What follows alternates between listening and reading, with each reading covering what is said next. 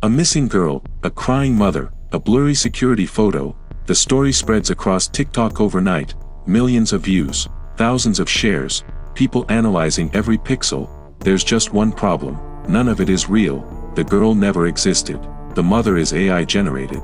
The photo was created in seconds, and by the time the truth comes out, real families are already being accused. In our last video, we explored how the internet became a detective, crowds analyzing evidence, Reddit, threads dissecting clues, communities trying to help, and sometimes causing harm, but at least the evidence was real. Now, something has changed. Artificial intelligence can generate photorealistic crime scene images, fake missing person posters, synthetic voice recordings, fabricated surveillance footage, entire true crime narratives, and once these stories go viral, they become indistinguishable from reality. We've entered a new era, an era where mystery can be manufactured. It starts innocently. Someone experiments with AI image generation, creates a dramatic unsolved case scenario, posts it as fiction, but the internet doesn't read captions carefully. Screenshots spread without context, clips get reposted without disclaimers, threads appear analyzing evidence. Within hours, fiction becomes theory, theory becomes belief, and belief becomes accusation. The psychology is identical to real cases, but the foundation is fake. Humans are wired to seek patterns. AI is now capable of producing infinite patterns. The combination is explosive. There have already been incidents where AI-generated missing children posters circulated as real alerts, deepfake confession audios sparked outrage, fabricated crime scene photos were analyzed by thousands. Influencers created staged unsolved cases for engagement. In several instances, real towns were named, real neighborhoods were shown, real people were indirectly implicated.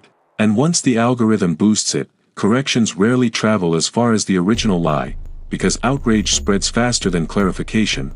Before we go further, have you ever shared a viral crime post without verifying the source? Be honest. If this topic matters to you, subscribe, because what we're about to discuss affects the future of truth itself. Why do fake cases spread so fast? Because platforms reward emotional intensity, shock, urgency, suspense. True crime already performs well online. Now imagine adding AI to the formula. A perfectly edited fake documentary, hyperrealistic visuals, synthetic witnesses, fabricated timelines. It feels authentic, it feels urgent, it feels real, and the audience reacts exactly as they would to a legitimate investigation. But here's the dangerous part: even when exposed, the emotional memory remains. Psychologists call this the continued influence effect. Once a narrative is encoded, corrections rarely erase it completely. That means even debunked AI crimes can leave lingering suspicion. Let's imagine a scenario: an AI-generated missing person poster uses a randomly generated face, but that face resembles a real teenager somewhere. People reverse image search. They find someone who looks similar. Now that real teenager's profile is flooded with comments: "Are you safe? Where were you last night? Why are you lying?" Parents panic, schools get involved, law enforcement receives false reports, all from something that never existed. This is not hypothetical chaos, it's an emerging risk in the digital ecosystem, because AI doesn't just create images, it creates plausible stories. True crime content has exploded in popularity: podcasts, YouTube documentaries, TikTok breakdowns. Now AI tools allow creators to recreate crime scenes, simulate suspect interviews, generate alternate what-if scenarios. When labeled clearly as fiction, that's creative storytelling. But when blurred intentionally for engagement, it becomes misinformation. And in the context of real investigations, misinformation isn't harmless. It can overwhelm tip lines, distract investigators, harass innocent families, reinforce conspiracy theories. In extreme cases, it could even contaminate jury pools. In the previous episode, we asked, what happens when everyone becomes a detective? Now we ask, what happens when the detective isn't even human? When AI generates evidence? When bots amplify theories? When engagement farms push narratives? The crowd isn't just investigating anymore. The crowd is reacting to simulations. And simulations don't require truth. They require attention. The most dangerous part: AI can produce thousands of fake cases faster than fact-checkers can debunk one. This isn't just about crime, it's about epistemology, how we determine what is real, because if crime stories can be manufactured convincingly, trust erodes. And without trust, justice systems weaken. governments are scrambling to regulate AI content.